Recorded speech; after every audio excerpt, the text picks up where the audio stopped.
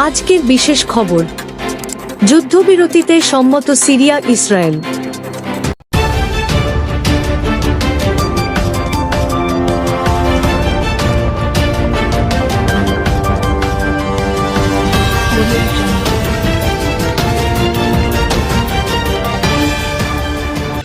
যুদ্ধবিরতিতে সম্মত Syria Israel.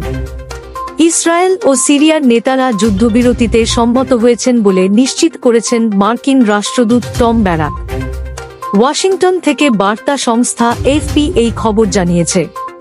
তুরস্কে নিযুক্ত মার্কিন রাষ্ট্রদূত এবং সিরিয়া বিষয়ক বিশেষ দূত টম ব্যারাক জানিয়েছেন, ইসরায়েলের প্রধানমন্ত্রী বেনিয়ামিন নেতানিয়াহু ও সিরিয়ার অন্তর্বর্তী প্রেসিডেন্ট আহমেদ আল-শারা যুদ্ধবিরতিতে সম্মত হয়েছেন। এই উদ্যোগে প্রতিবেশী তুরস্ক ও জর্ডানও সমর্থন দিয়েছে।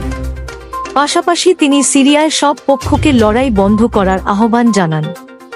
দ্রুজ, বেদুইন ও সুন্নি জনগোষ্ঠীর প্রতি অস্ত্র নামিয়ে রাখার আহ্বান জানিয়ে মার্কিন রাষ্ট্রদূত এক্স, সাবেক টুইটার, এর এক পোস্টে লিখেছেন, অন্যান্য সংখ্যালঘুদের সঙ্গে মিলেমিশে প্রতিবেশী দেশগুলোর সঙ্গে শান্তিপূর্ণ ও সমৃদ্ধ একটি নতুন ও ঐক্যবদ্ধ সিরীয় পরিচয় গড়ে তুলুন। গত বুধবার ইসরায়েল সিরিয়ার রাজধানী দামেস্কে সেনাবাহিনীর সদর দপ্তর সহ বেশ কয়েকটি স্থানে বড় ধরনের বিমান হামলা চালায়।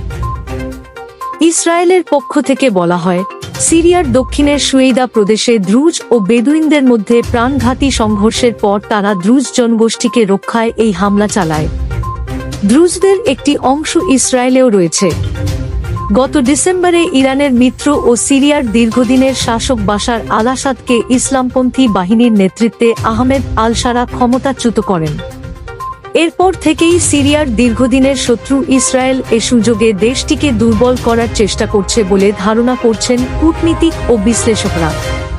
গত বুধবার মার্কিন যুক্তরাষ্ট্র একটি চুক্তি ঘোষণা করেছে, যার আওতায় সিরিয়ার সরকারি বাহিনী সুয়েদা থেকে পিছু হটছে। পররাষ্ট্র দপ্তর পরে বলেছে, মার্কিন যুক্তরাষ্ট্র ইসরায়েলের বিমান হামলাকে সমর্থন করে না, কারণ তাদের মিত্র ইসরায়েল মার্কিন কূটনৈতিক ও সামরিক সহায়তার ওপর নির্ভরশীল। তবে পররাষ্ট্র দপ্তর জানিয়েছে, ইসরায়েল তাদের মিত্র হলেও দামেস্কে চালানো বিমান হামলার বিষয়ে যুক্তরাষ্ট্রের কোনো সমর্থন নেই, কারণ তাদের মিত্র ইসরায়েল মার্কিন কূটনৈতিক ও সামরিক সহায়তার ওপর নির্ভরশীল।